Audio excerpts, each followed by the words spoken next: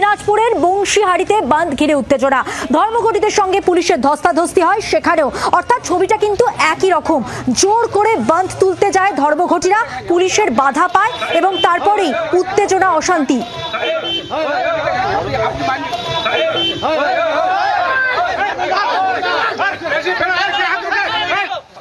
আন্দোলনকারীদের চড় মারা নিয়ে কি প্রতিক্রিয়া রাজনৈতিক মহলে, এবার আপনাদের পরপর দেখাবো।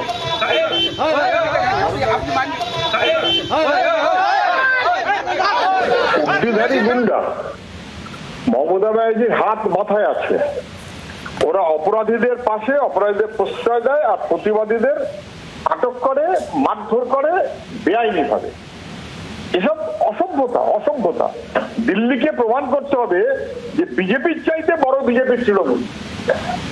দিল্লির সরকারের অপদার্থতার বিরুদ্ধে এই ধর্মঘট অথবা আন্দোলন প্রমাণ করতে হবে যে তার চাইতে বড়